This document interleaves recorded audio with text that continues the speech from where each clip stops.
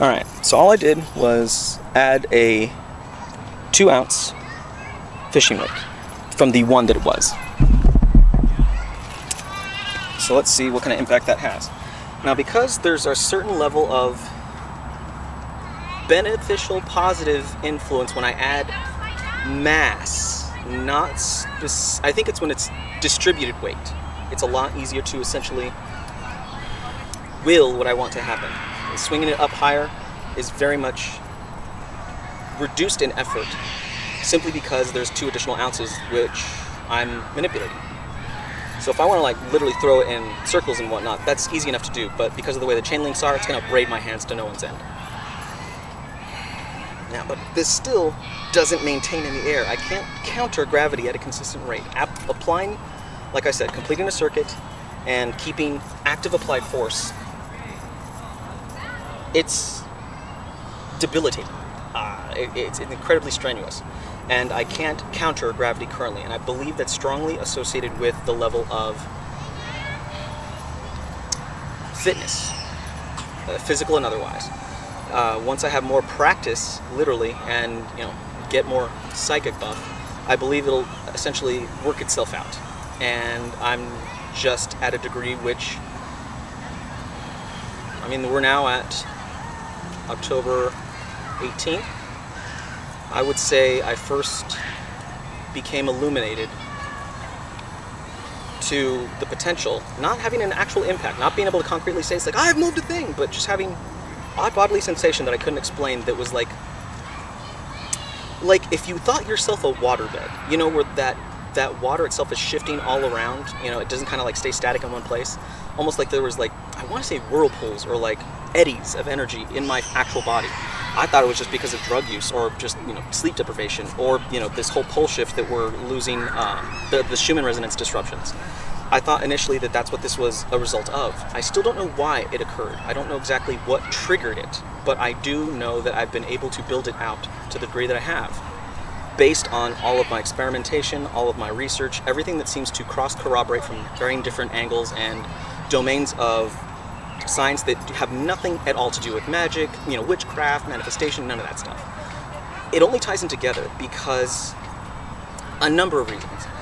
Our physics model is incorrect that we're being taught in schools. It's going to be a sticking point for a lot of people, especially the highly, highly logical folks that are just like, no, you have no idea what you're talking about. It's all just trickery and nonsense. Dude, I will let you come and fucking examine this setup. You are more than welcome to find me. It's in San Diego. I bet you can figure it out. It's not that hard if you're such a smart guy.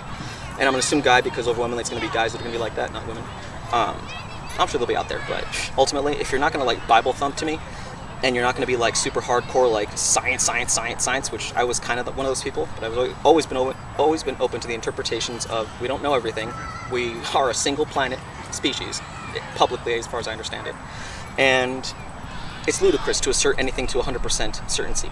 Only that what we currently know is. And that's where I'm at. What we currently know is. And I can tell you for certain that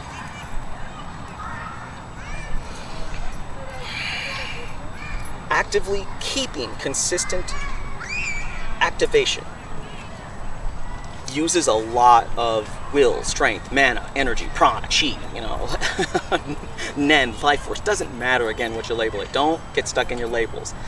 Your label should be only as useful as it is as a quick referential bit. What matters is the literal goddamn practice. So glad I didn't clock myself. This thing is like 3 ounces of metal and somewhat pointed. I wanted to be like, bang! Now shoot! Hold on.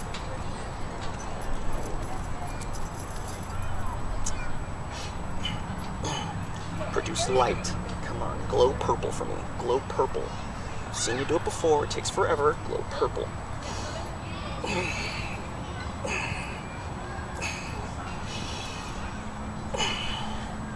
Now, I'm pretty sure that light manifestation has something to do with voltage. The pressure, actually, the pressurization of the material with either ether, consciousness, energy, some form of unit of usable, I don't want to say energy, because the AreaOfEffect basically has this interpretation, which I'm in very strong agreement of, that every expression of what we have called energy, you know, like explosions, fire, heat, those are actually expressions of loss of energy. Because energy in and of itself is inertia. It is anything at rest. Stillness. That is energy. That is counter space. That is the 0-point energy field.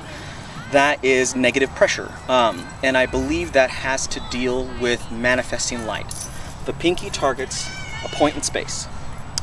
And with particular focus and visualization, I believe that the pinky and the action being undertaken, the work being done by the body, is that a plane of inertia, a point of counter space, a 0-point energy area is being